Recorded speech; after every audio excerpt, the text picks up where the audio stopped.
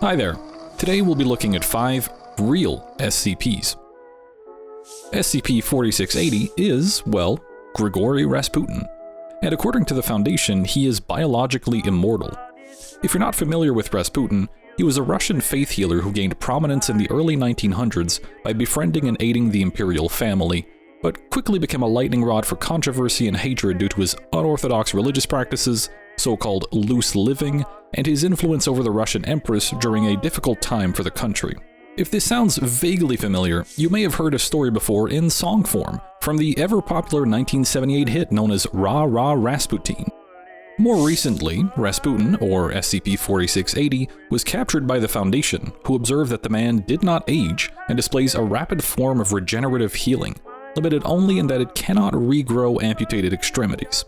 They also found that he showed an extreme level of hostility and resistance to containment, as well as advanced stages of alcoholism.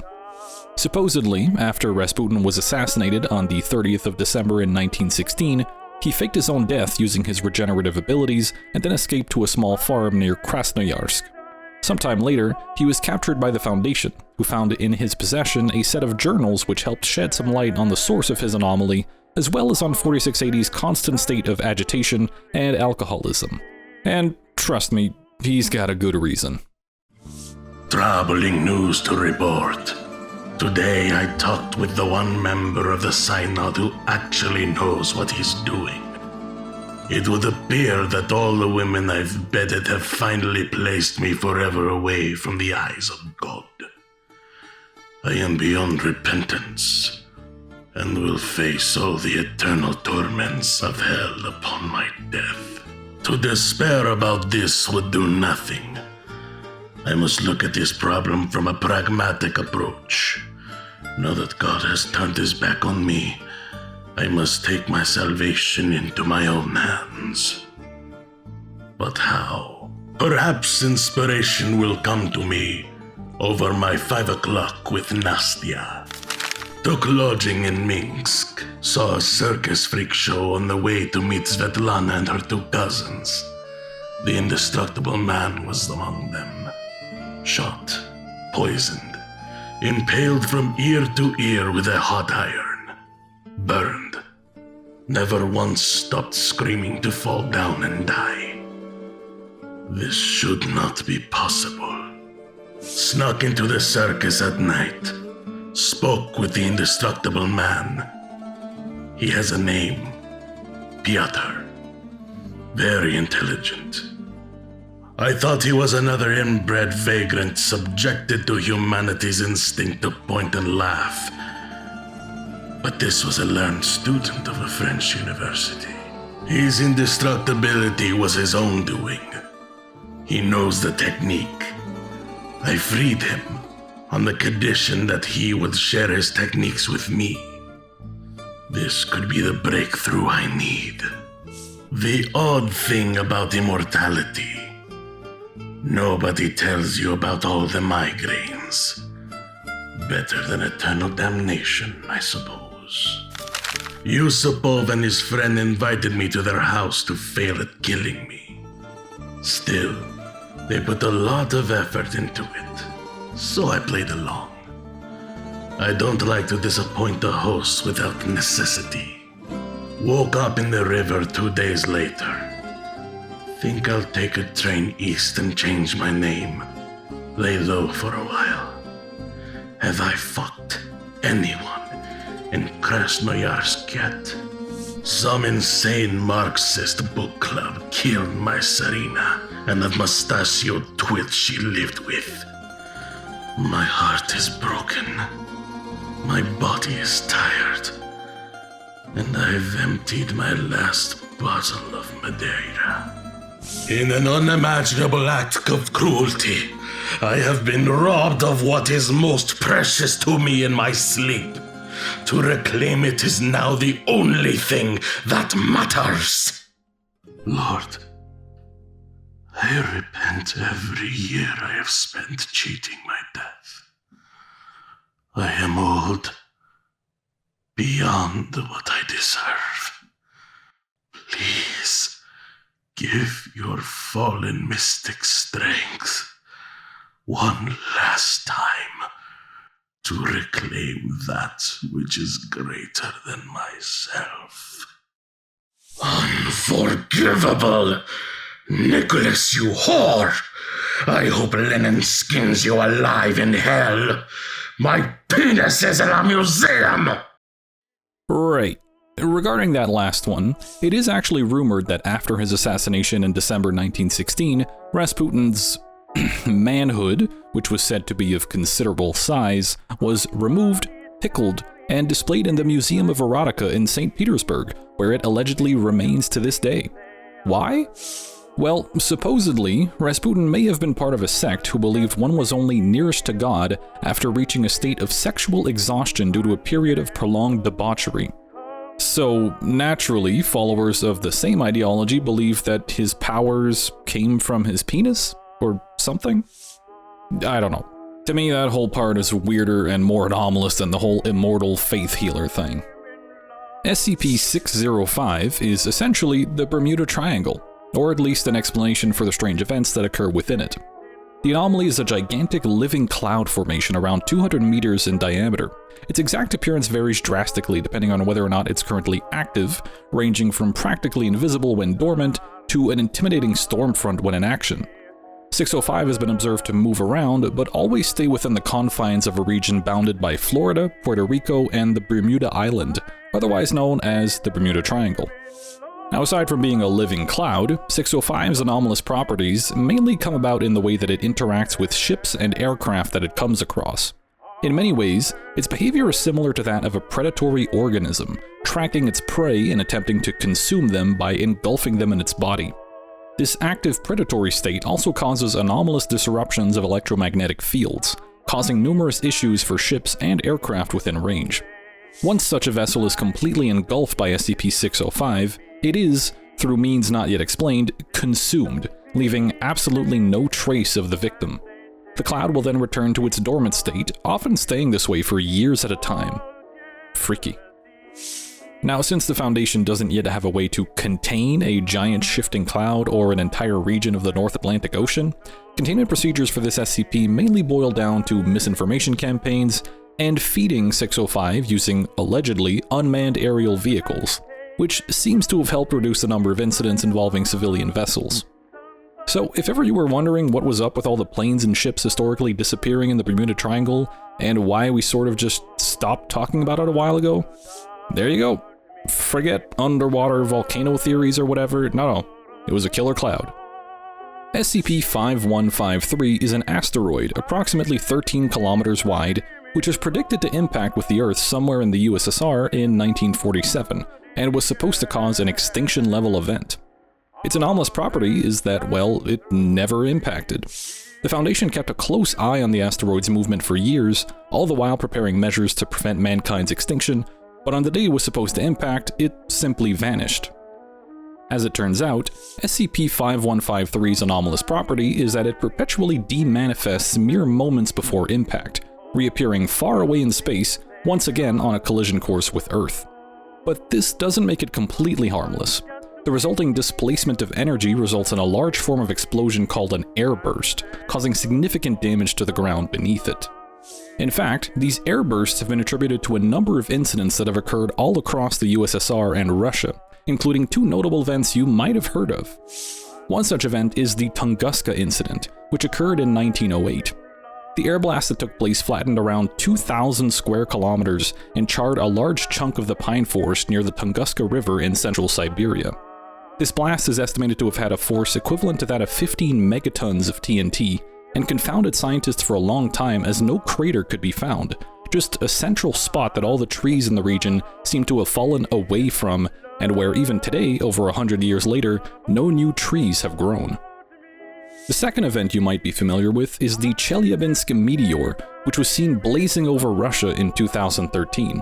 It was widely captured on video and caused around 1,500 injuries, as the resulting shockwave shattered windows and knocked down parts of buildings in 6 Russian cities.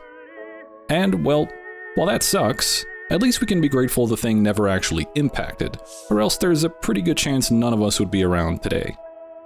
SCP-1442 is a well-known multi-billion-dollar corporation. although which corporation exactly has unfortunately been redacted. Its anomalous property is that this corporation, either through anomalous means or simply through a precise set of patterns in the behavior of its staff and the frequency of its stock trades, has achieved a primitive form of sapience, allowing it to send messages through high-frequency stock trading. For reference, here are some examples of messages decrypted from 1442's activities. Hello, I liked your logo. I'm East 1984, $324 per share, Boston HQ. You? You bought 2.6% of me. Why? Do you like me? I'm not sure if that's cute or creepy. Anyways, the employees and shareholders of SCP-1442 have shown no awareness of the anomalous nature of their employer, nor of their roles as a part of its cognitive patterns. Instead, it is theorized that the collective mind runs on the collective and aggregated actions of the company itself. This theory is based on a concept called emergent intelligence, which is pretty much what it sounds like. An emergent intelligence is one that arises spontaneously from interactions within complex systems, rather than one being designed or controlled. One example of this is, well, AI models like GPT-3. For the most part, these AI models are just complex neural networks that are fed tons and tons of data and parameters, which allows them to become capable of tasks they were not explicitly programmed for. A similar process tends to happen within biological systems, such as ant colonies, although this tends to fall under the concept of swarm intelligence, which is a little different, and we're not going to get into that. Anyways, this all basically means that, in theory, there could be nothing truly anomalous about SCP-1442. As far as we know, there are tons of other complex, semi-sentient systems out there that we just haven't observed yet, and like the employees of SCP-1442, the members of those systems would perceive their individual experience as completely normal. What may be a tip-off to some anomalous shenanigans, however, is just how happy employees of SCP-1442 are, with rates of job satisfaction, motivation, and interpersonal relationships at work being off the charts, as well as a generally shared sense of being a part of something larger. Do you think that's what employers mean when they say we're like a family here? Yeah, probably not. SCP-5957 is a collective designation for a series of anomalous events that took place in the Ural Mountains, which resulted in the deaths of 9 hikers. The event is better known to the public as the Dyatlov Pass Incident. This event has received widespread media coverage since it occurred, but has long been the subject of controversy due to the strange circumstances surrounding the hikers' deaths. In brief, Igor Dyatlov and his 8 companions were camping deep in the mountains during a harsh winter snowstorm when, for some reason, they all seemingly left their camp underdressed and without proper footwear before splitting up and dying of varying causes, some including severe physical trauma. The official government investigation simply classified the cause of the event as a compelling natural force and closed the investigation. Which, what the f does that even mean? Now, before we get into the Foundation's explanation for all this, let's take a closer look at the case file and the exact circumstances the hikers were found in. When it comes to the campsite, the tent was heavily damaged as if torn open from the inside, and a small fire was created at the edge of a nearby pine forest. The hikers were found as follows. 2 were found shoeless in their underwear near the fire. 3 were found in between the forest and the tent, seemingly trying to return to their campsite. 4 were found in a ravine in the woods, wrapped in each other's clothes. Among those in the ravine, 1 was missing their tongue, eyes, and parts of their skull. 1 was missing his eyebrows, and 1 was missing his eyes. Furthermore, there were no signs of struggle at any of the corpse sites. High levels of radiation were found on 1 victim's clothing, and another group of hikers reported seeing strange orange lights in the sky near the area during the time of the event. It should also be mentioned that a 10th hiker was originally with the party, but hiked out on their own after coming down with a mysterious sudden illness. Weird, right? Well, let's see what the Foundation uncovered that might shed some light on these events. For starters, the following are a series of journal entries that were written by Igor Dyatlov, the leader of the hiking party, before and during the expedition. Dear Professor, we've decided to go on an expedition into the area of the Ural Mountains. In our discussion groups, you've identified this area as a possible location for a thaumaturgical beacon of immeasurable power. We're all qualified for the hike, so don't worry. We'll make sure to take copious notes of everything, and you'll be the first to hear of any discoveries. Wish us luck. We've reached the area Professor Lebedev has indicated in the past. We've made camp for the night, and we'll start canvassing the area in the morning. Spirits are up. We've tried an old Davic ritual for locating a ritual site, but with no real success. The whole area of these mountains bleeds with ritual energy, so the locator ritual just fizzles. We'll have to search the area by foot. We found something very unexpected. A tower, out here in the mountains. It reminds me of ancient Greek or Roman in style. No apparent entrance, but there must be an entrance. I'm going to try something the professor learned from the hand members that visited last semester. We've set up the ritual artifacts to allow for multiple points of thaumaturgical focus on the structure of the tower. It'll have to wait until morning, though. The ritual worked. We gained entrance to the tower, but what is inside is almost indescribable. Organic structures like polyps on the hull of a ship, coral-shaped in ways that could only be intentional, and bodies everywhere. Such horrible figures these dead pose, like creatures from a fairy tale. We only got as far as the foyer before Yuden started vomiting and Dabinia started feeling dizzy. A horrible sound began ringing from the structure like a wailing. I couldn't describe it if I had to, just horrendous pain. I was trying to help Yuden get outside into the fresh air when something started speaking to us. The voice was guttural. I couldn't understand it, but it was clear the voice was coming from the rafters and was very angry about something. The others ran from the chamber, but I stood staring into the shadows above Yuden and me. He tried to speak with it, but it didn't respond. I saw it shifting in the shadows, like a man but with wings, and flesh too rough to be human. That was it for me. We ran then, too. Yuden's rested and said he felt better, wanted to go back to the tower. Dabinia is too sick to move, so she stayed at camp resting. The thing wasn't there when we came back, but the horrible wailing continued. Also, I saw an opening on the tower near the top that wasn't there earlier. The bodies are diverse, some skeletal but still not human, others roughly human but naked and lacking sex organs. Because the tower responded to the ritual before, I thought a calming cantrip from the Davic tradition would soothe the structure. I started to think of it as alive. The wailing stopped, but something else occurred. A terrible vibration rung out from the walls, and the coral polyp structure started moving, gathering up the bodies, doing horrendous things to them. They reached out for us too, and one did briefly grab Yuden, but we escaped without injury. The sun was setting, and we needed to get back to camp anyway, as the temperatures are so harsh at night. We were surprised by a great glowing light shooting up from the tower, illuminating our path. A brilliant orange sphere hovering half a kilometer into the twilight sky. I think the structure wanted us to feel safe. I certainly did. Warm, almost. Yuden is sick again. He's vomited so much it's only liquid now. He says he'll head back to town. He can't continue. He begged me to come with, for all of us to come with him. He said it wasn't safe, but I said he was being paranoid.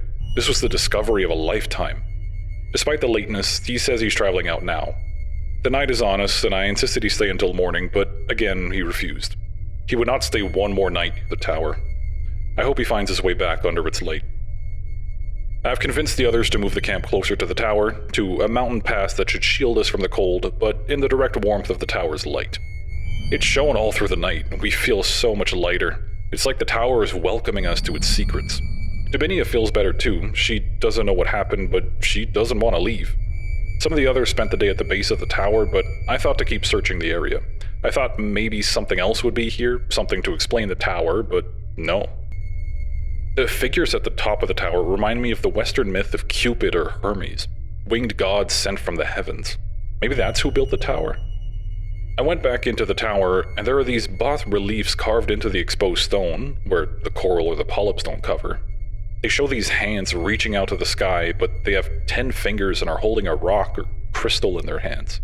No idea what it means. The bodies have been moved by the organic elements of the tower to these smaller rooms that have tables and other organic structures set out with various appendages I don't understand. The light has infused everything, all of us. It watches us. I can feel the winged gods watching us. They are here with us, in the tent. I saw it in the trees outside last night. The one from the tower, it was watching us. Although it has no eyes, I could tell it was watching us prepare our dinner. The warm orange light of the tower's brilliance bathes the woods and the mountain pass all throughout the night, so I know it wants us here. I was wrong. It does not want us here. And it's so cold. Well, that's ominous. But, funnily enough, despite all the thaumaturgy, mysterious elements, and monstrous homunculi, It seems the hikers' actual causes of death were entirely non-anomalous, and simply the result of a minor earthquake causing an avalanche to bury their camp, forcing them out into the cold where they succumbed to the elements. At least that's according to Spetsnaz operatives who did a sweep of the place, speculating that the tower's security features included the ability to cause small earthquakes. Right. Well, that's pretty anticlimactic. And as for the tower itself, a more recent Foundation expedition concluded that it had at some point served as an experimental research lab for modifying human subjects, which was protected by thaumaturgical wards, which proved fatal to the hiking party, and it was later abandoned after some kind of attack. And, well, that's certainly not a theory that's come up in any of the YouTube documentaries I've seen about Dyatlov Pass, so I guess thumbs up to the Foundation for the cover-up. And that's all we have time for this week. If anything, this has just made me question how many of those spooky documentary YouTubers are actually embedded Foundation agents spreading misinformation. I'm definitely not one of them, trust. And of course, special thanks to our first ever guest, whose information you can find in the description. As always, remember to ask yourself, is ignorance safer than truth?